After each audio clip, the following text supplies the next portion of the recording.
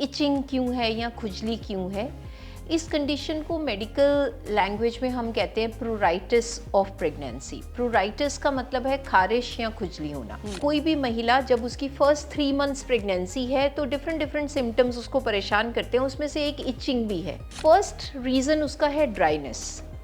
आज के टाइम पे 10% ऑफ फीमेल्स उनमें हाइपोथायरॉयडिज्म रहता है या थायराइड का कम काम करना, जिसको हम हाइपोथायरॉयडिज्म कहते हैं, वो भी स्किन की ड्राइनेस करता है। एब्डोमेन पे जब यूट्रस का साइज ग्रो करता है, बेबी बम्प आ जाता है और स्ट्रेच मार्क्स आते हैं, वो स्ट्रेच मार्क्स भी कई बार इरिटेशन करते हैं। कोई भी वुमन जो प्रेगनेंसी में हमें आके कंप्लेन करती है कि मेरे पाम्स में और सोल्स में, मतलब पैरों के तले में या हाथ की हथेली में, ये स्पेसिफिक खारिश जो है ये एक कॉमन कंडीशन से लिंक्ड है जिसको कॉलीस्टेसिस ऑफ प्रेगनेंसी कहा जाता है। थर्ड कंडीशन है जिसको कहते हैं PUPP पप, जिससे खारिश करने से शरीर पे निशान पड़ जाते हैं, धब्बड़ पड़ जाते हैं या दाने बन जाते हैं। तो कुछ महिलाएं हैं जिनको प्रेगनेंसी हॉर्मोन्स ये पप वाली कंडीशन को ट्रिगर करते हैं। सेहतनामा देख रहे सभी दर्शकों का बहुत बहुत स्वागत।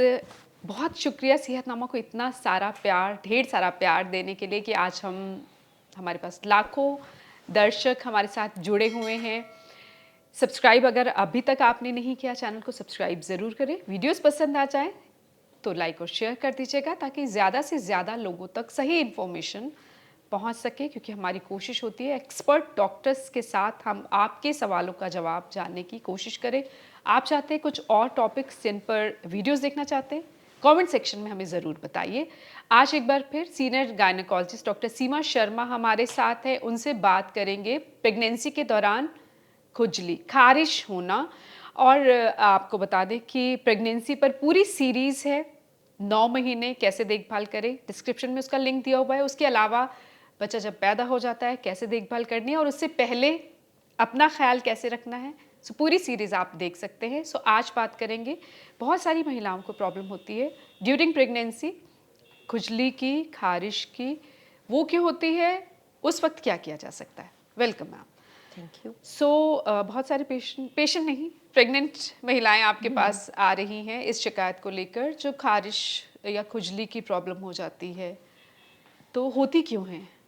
राजेंद्र, जैसे हमने बहुत सारी डिफरेंट छोटी प्रॉब्लम्स, बड़ी प्रॉब्लम्स है ना प्रेगनेंसी की, अपनी सीरीज़ में टच अपॉन करी हुई हैं, तो आज इस प्रॉब्लम के बारे में हम चर्चा करना चाह रहे हैं कि इचिंग क्यों है या खुजली क्यों है। इस कंडीशन को मेडिकल लैंग्वेज में हम कहते हैं प्रूराइटिस ऑफ प्रेगनेंसी। प्रूराइटिस का मतलब है खारिश या खुजली होना। प्रेगनेंसी में जो हार्मोन्स चेंज होते हैं, ईस्ट्रोजन और प्रोजेस्टेरॉन, जो हमारी बॉडी में राइज करते हैं डेवलपिंग बेबी को सपोर्ट करने के लिए। अब ये हार्मोन्स हमने पहले भी बहुत बार डिस्कस किया है कि हेड टू टो एक वुमन की बॉडी में बहुत सारे चेंजेस लाते हैं। स्किन में हार्मोन चेंजेस जो प्रेगनेंसी के हैं वो डिफरेंट तरह से प्रेजेंट करते हैं। एक स्किन में पिगमेंटेशन होती है, उसकी हम फिर कभी बात करेंगे। सेकंड इज़ इचिंग या प्रूराइटिस या खुजली या खारिश, जिसके बारे में आज हम डिटेल में डिस्कस कर रहे हैं। अब ये खारिश बहुत डिफरेंट कारणों से होती है और अलग अलग जगहों पर होती है। यूजुअली ये पूरी बॉडी पे होती है ना। तो लेट्स से कि कोई भी महिला जब उसकी फर्स्ट 3 मंथ्स प्रेगनेंसी है तो डिफरेंट सिम्टम्स उसको परेशान करते हैं, उसमें से एक इचिंग भी है। अब वो इचिंग जो है वो कभी आर्म्स पे खारिश हो रही है, कभी लेग्स पे हो रही है, कई बार ब्रेस्ट पे इचिंग होती है या एब्डोमेन पे होती है। सो फर्स्ट रीज़न उसका है ड्राइनेस। आज के टाइम पे 10% ऑफ फीमेल्स उनमें हाइपोथायरॉयडिज्म रहता है। बहुत लोग थायराइड की दवाई खाते हैं प्रेगनेंसी में। अब जो थायराइड डिसफंक्शन है या थायराइड का कम काम करना, जिसको हम हाइपोथायरॉयडिज्म कहते हैं, वो भी स्किन की ड्राइनेस करता है। तो अगर हाइपोथायरॉयड मदर प्रेग्नेंट होती है तो उसकी वो इचिंग की समस्या और बढ़ जाती है। तो dryness of skin is one of the commonest causes कि जो खारिश या इचिंग कॉज करता है। अब उसका सल्यूशन क्या है कि अपनी स्किन को अच्छे से मॉइस्चराइज करिए, चाहे वो कोकोनट ऑयल से कर सकते हैं या कोई भी डिफरेंट ऑयल जो आपकी स्किन को सूट कर रहा है, या आप मॉइस्चराइज़र्स लगा सकते हैं या बॉडी बटर लगा सकते हैं। उससे स्किन को मॉइस्चराइज करने से स्किन हाइड्रेटेड रहती है और आपकी जो खारिश की समस्या है वो कभी कभी काफ़ी रिलीफ हो जाती है। अब कुछ महिलाएं हैं जिनमें मॉइस्चराइज करने के बावजूद स्किन में इचिंग हो रही है, तो उनको हम कहते हैं कि आप कोई भी जैसे लैक्टोकैलामिन लोशन है, जो सूदिंग लोशंस हैं, एलोवेरा जेल है, वो अप्लाई करके देखिए, उससे फ़र्क पड़ेगा। नॉर्मली ब्रेस्ट का क्या है कि साइज एनलार्ज होता है प्रेगनेंसी में because of the hormonal changes, क्योंकि एक वुमन की बॉडी ब्रेस्ट फीडिंग के लिए अपने आप को प्रिपेयर करती है। एज अ रिजल्ट वो स्ट्रेच जो हो रहा है वो भी कभी कभी इचिंग का कारण बनता है। सिमिलरली एब्डोमेन पे जब यूट्रस का साइज ग्रो करता है, बेबी बम्प आ जाता है और स्ट्रेच मार्क्स आते हैं, वो स्ट्रेच मार्क्स भी कई बार इरिटेशन करते हैं, तो पेशेंट ऐसे समझता है कि मैं खारिश कर रहा हूँ इस वजह से निशान पड़ रहे मना हैं। करते हैं कई बार बड़े बुजुर्ग कि जो स्क्रैच कहते हैं मत कि करो। आप खारिश मत करो, खुजली मत करो, नहीं तो हाँ, स्ट्रेच पड़ जाएगी। ऐसा एग्जैक्टली होता है? नहीं, पर ये उल्टा है। नॉर्मली क्या है कि जो स्ट्रेच मार्क्स हैं उनको हम कहते हैं स्ट्राया ग्रेविडेरम, जो कि प्रेगनेंसी का ही एक चेंज है। जब आपकी स्किन स्ट्रेच हो रही है, स्पेशली जो लोग पहले बहुत थिन है, उनका एब्डोमेन फ्लैट है, लेकिन प्रेगनेंसी में वो बेबी बम्प को अकोमोडेट करने के लिए स्किन स्ट्रेच होती है, तो वो स्ट्राया जो बन रहे हैं वो ही पेशेंट को इरिटेशन से खारिश कर रहे हैं। Then there are lot of patients जिनको लेग्स पे खारिश होती रहती है। सो आप ये कहो कि प्रेगनेंसी हॉर्मोन्स बहुत सारे लोगों में ये प्रोराइटिस को इंड्यूस करते हैं। फिर एक स्पेसिफिक टाइप की इचिंग है जो हैंड्स को ट्रबल करती है और फीट को। सो कोई भी वुमन जो प्रेगनेंसी में हमें आके कंप्लेन करती है कि मेरे पाम्स में और सोल्स में, मतलब पैरों के तले में या हाथ की हथेली हथेलियों में, में, ये स्पेसिफिक खारिश जो है ये एक कॉमन कंडीशन से लिंक्ड है जिसको कॉलिस्टेसिस ऑफ प्रेगनेंसी कहा जाता है। Again cholestasis of pregnancy 10% of population of pregnant women उनको अफेक्ट करती है। बाइलेसिड यस, जिसको अब बोलते ये हैं। कॉलिस्टेसिस ऑफ प्रेगनेंसी में बाइलेसिड हम लैब टेस्ट करते हैं, उसमें हमें लिवर एंजाइम्स बढ़ी हुई मिलती हैं और हमें बाइलेसिड्स हाई मिलते हैं। इस कंडीशन के बारे में हम एक सेपरेट वीडियो बिल्कुल। करेंगे जिसमें पूरा हम विस्तार से इस पे बात करेंगे कि क्यों हो रहा है, क्या कारण है, कैसे ट्रीटमेंट हो सकता है और प्रेगनेंसी पे उसके क्या इफेक्ट्स हैं। आज हम जो डिस्कस कर रहे हैं वो सिंपल प्रोराइटिस की बात कर रहे हैं।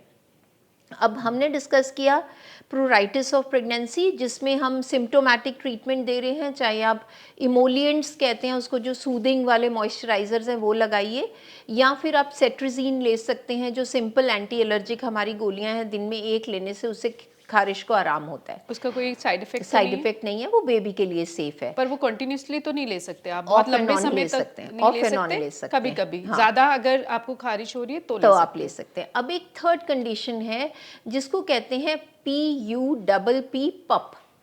पप क्या है? This is pregnancy induced urticarial plaques. उसमें क्या होता है कि जैसे आपने देखा है कि कभी भी किसी को स्किन की एलर्जी है, पंजाबी में उसको छपाकी कहते हैं या हिंदी में सिर्फ एलर्जी कह देते हैं, जिससे खारिश करने से शरीर पे निशान पड़ जाते हैं, धब्बड़ पड़ जाते हैं या दाने बन जाते हैं।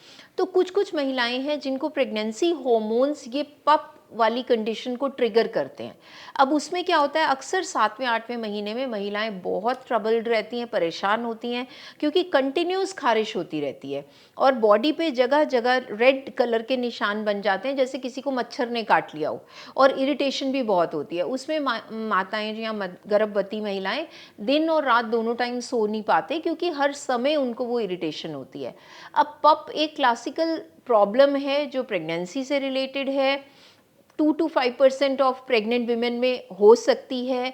इसमें ये नहीं है कि किसी को, भाई कई बार मदर्स आती हैं, मैम मुझे लग रहा है चिकन पॉक्स हो गई है, मुझे लग रहा है कि कुछ और हो रहा है, पर इसमें घबराने की बात नहीं है, डरने की बात नहीं है।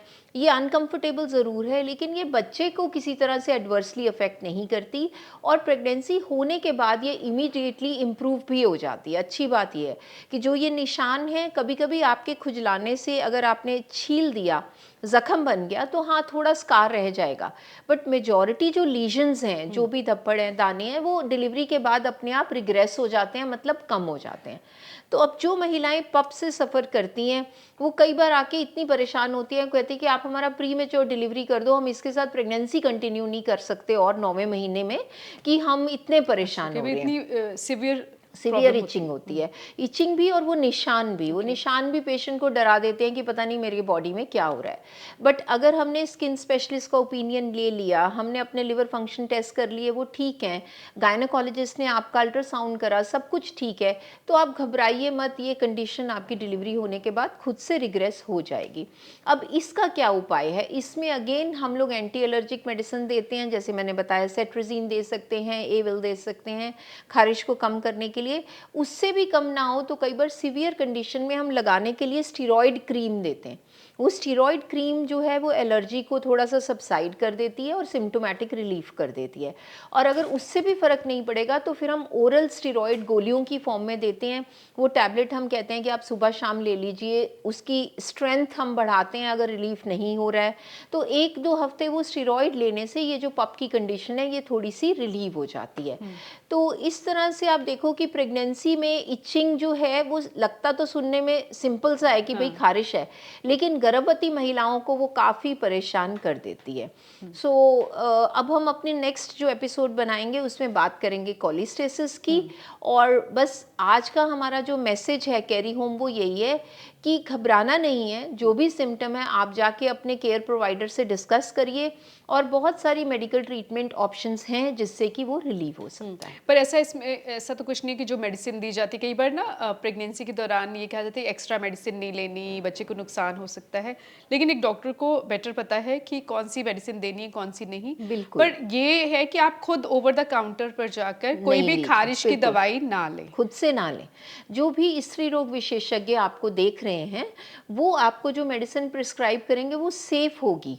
बट हाँ, of course over the counter आप केमिस्ट से खुद ही ले लेके दवाई खाएंगे तो कई बार आप वो दवाई ले लेंगे जो नॉन प्रेग्नेंट के लिए तो सेफ है लेकिन गर्भावस्था में आपको नहीं खानी है। तो इस करके डॉक्टरी राय के बिना आपको इलाज अपने आप से तो नहीं करना है। एंड प्लस जो एक महिला है या जो गर्भवती है वो डिसाइड नहीं कर सकती कि ये नॉर्मल खारिश है या ये कोलिस्टेसिस की वजह से है या किसी और प्रॉब्लम से है। तो इसलिए डॉक्टरी मशवरा लेना ज़रूरी है। और बच्चे पर इसका कोई असर नहीं होता? नहीं, वो ये जो आपकी सिंपल वाली स्किन पे, कंडीशंस हैं इनसे फ़र्क नहीं पड़ेगा। लेकिन जो हम नेक्स्ट एपिसोड में अपने कोलिस्टेसिस या IHCP के बारे में बात करेंगे जिसमें बाइल एसिड बढ़ता है, उसमें बच्चे के ऊपर एडवर्स इफेक्ट हो सकता है।